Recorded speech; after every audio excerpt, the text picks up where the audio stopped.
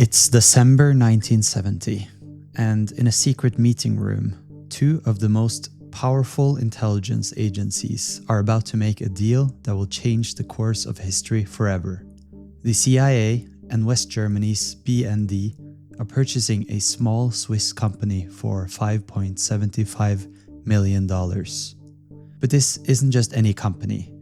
It's Crypto AG, the world's leading manufacturer of encryption machines.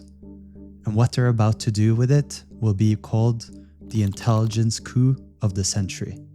This secret was so vast, it shaped global events for decades. For the next 48 years, every encrypted message sent by over 130 countries around the world would be an open book to American and German spies. Presidents, generals, diplomats, none of them knew that their most secret communications were being read in real time by foreign intelligence agencies. This is the story of Operation Rubicon, the most successful intelligence heist of the 20th century.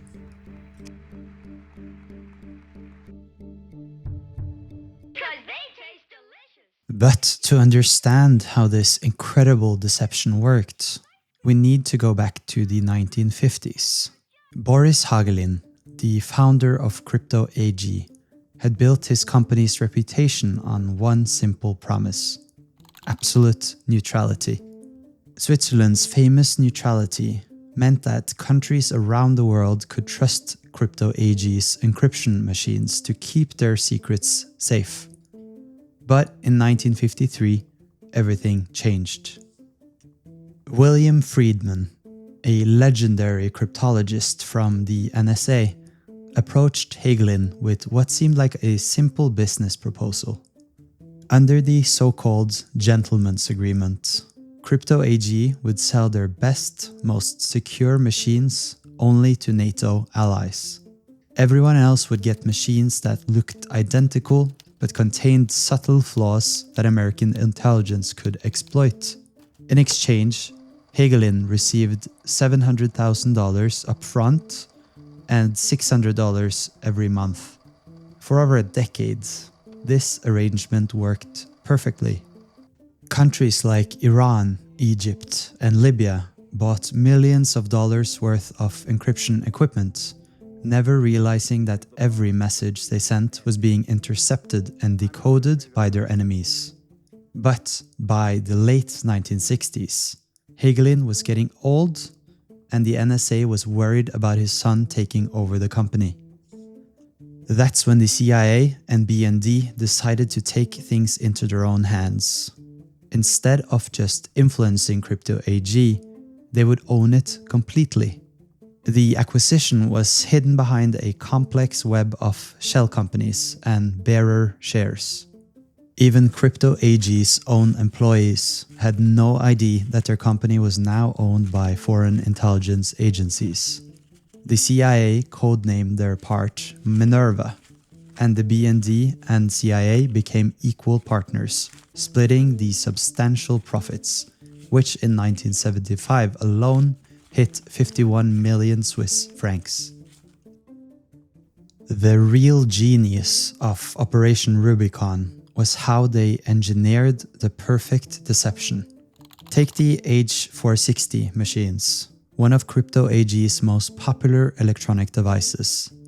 To any buyer, it looked like a state-of-the-art encryption system, but hidden inside was a fatal flaw. The random number generator that formed the heart of the machine's security wasn't random at all. The NSA had deliberately designed it to repeat patterns at predictable intervals. What should have taken months to decrypt could now be broken in seconds. And the beauty of it was that the flaw was virtually undetectable. Even experienced cryptographers examining the machine would find nothing obviously wrong. The CIA and BND created a three-tier system of deception. NATO allies got the real secure machines with proper instructions. Neutral but friendly countries got medium security devices. But the most interesting customers, countries like Iran, Libya, and Argentina got the compromised machines with built-in backdoors.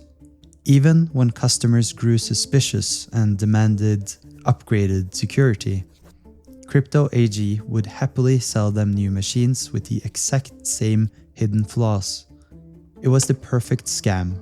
Foreign governments were literally paying the United States and West Germany for the privilege of having their most secret communications intercepted.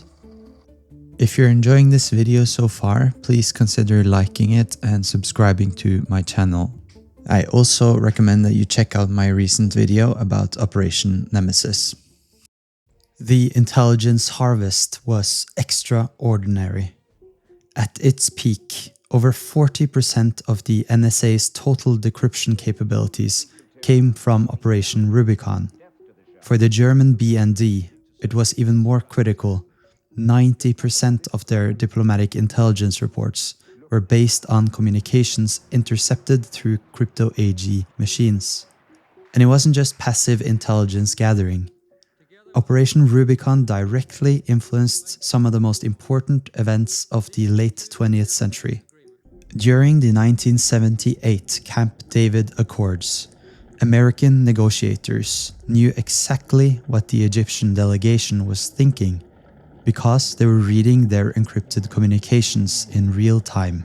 When President Reagan claimed to have irrefutable evidence of Libya's involvement in the 1986 Berlin discotheque bombing, that evidence came from intercepted Libyan diplomatic cables. During the 1982 Falklands War, British intelligence received comprehensive details about Argentina's military plans through Dutch intelligence, which had been reading Argentine communications for years thanks to Operation Rubicon. The intelligence was so detailed that it fundamentally changed the outcome of the war. But perhaps the most chilling aspect of Operation Rubicon was what the intelligence agencies chose not to do with their information. Through intercepted communications, American and German governments had extensive, detailed knowledge of human rights violations around the world.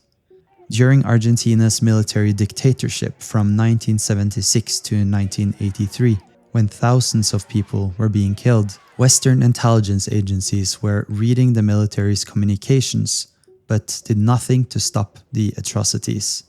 The operation wasn't without its risks. A Crypto AG salesman named Hans Bühler was arrested in Iran and held for 9 months on espionage charges.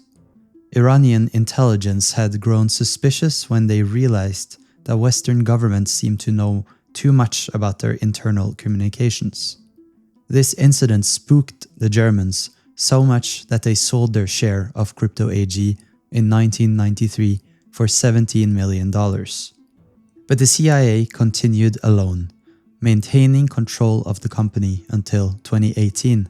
For nearly 5 decades, Operation Rubicon gave American intelligence an unprecedented window into the secret communications of friend and foe alike.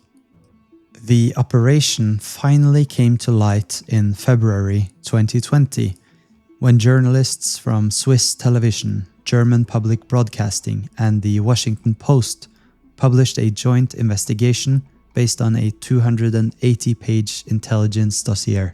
The revelations sent shockwaves around the world. A Swiss parliamentary investigation later confirmed that Swiss intelligence had known about the operation since 1993 and had actively benefited from the intelligence sharing. This discovery shattered Switzerland's carefully maintained image of neutrality and raised serious questions about the country's sovereignty. Operation Rubicon stands apart from every other intelligence operation of the 20th century because of its scale, duration, and systematic approach. While other famous operations targeted specific individuals or events, Rubicon represented something entirely different: the weaponization of global technology infrastructure. By controlling the very means of secure communication at the manufacturing level, the CIA and BND created a system that could passively collect intelligence from dozens of countries simultaneously for decades. It was intelligence farming on an industrial scale. Operation Rubicon stands as an unparalleled example of intelligence ingenuity and strategic deception, rightfully earning its designation as the single greatest intelligence heist of the century. Its success stemmed from a meticulously planned evolution from informal influence to covert ownership of Crypto AG, a seemingly neutral and trusted global technology provider. The technical deception involved was sophisticated, embedding subtle, hard-to-detect vulnerabilities that allowed the CIA and BND to access classified communications from over 130 countries for decades. The geopolitical impact cannot be understated, as it enabled the influencing of critical Cold War and international events, from peace negotiations to military conflicts. However, this strategic triumph came at a significant cost, compromising Swiss neutrality, endangering unsuspecting employees, and raising serious questions about the moral obligations of intelligence agencies when privy to human rights abuses. Thanks for watching this video about Operation Rubicon. If you enjoyed, please like and subscribe to the channel and check out my other videos as well.